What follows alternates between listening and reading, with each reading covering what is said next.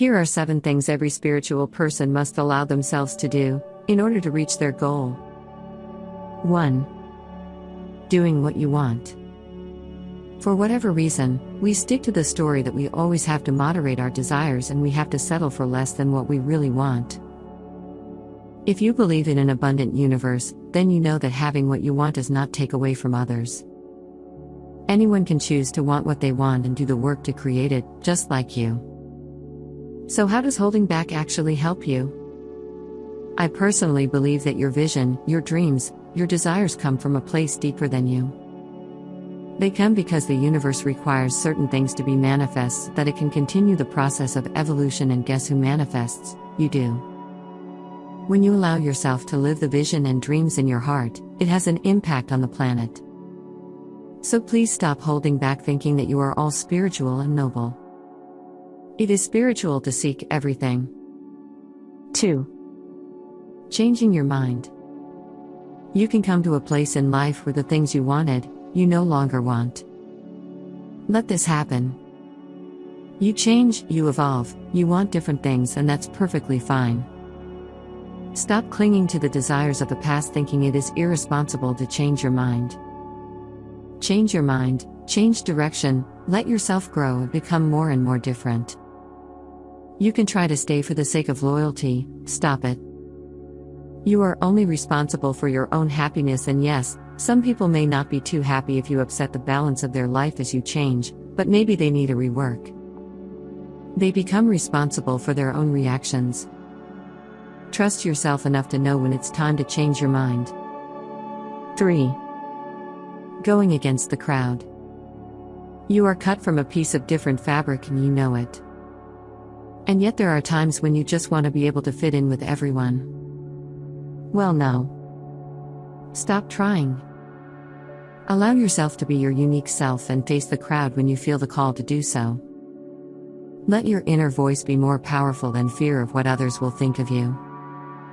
They don't see the vision in your heart. Let your vision guide you. Don't stop to look at what others are doing, just follow the intuitive boost while the inner spirit tries to lead you to the life you were born for, one of wholeness, happiness, abundance, and much more. 4. Allowing yourself to cry. I made an inner wish once to never cry again. I was an injured teenager and my father said words that opened my heart, and I remember sitting in the bath promising not to let anyone hurt me that way again. It just meant that I had bottled all of my emotions and lost touch with myself. I healed, I forgave, and now I cry when I need to cry.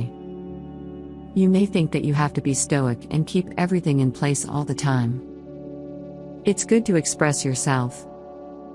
It's okay to admit that you're in pain, and it's certainly okay, male or female, to let it all go. Okay, maybe choose your moment, but in the end, let yourself cry when you need to. 5. Having fun. As adults, we forget to have fun. We think it's childish, and yet it's a child who inherits the kingdom of a life fully lived. Remember what it was like to laugh and not take everything seriously. Become that person again.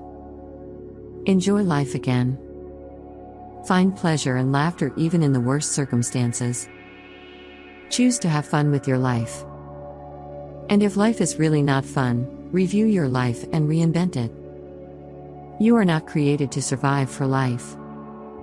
You can flourish, you can enjoy it.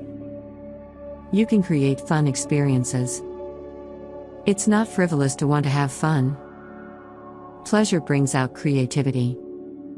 Pleasure brings out the best in you. Allow yourself to enjoy life again. 6. Saying no. Saying yes all the time put me bankrupt. Yes, literally. I learned to say no a lot more after that. Consider your life. Where do you keep saying yes?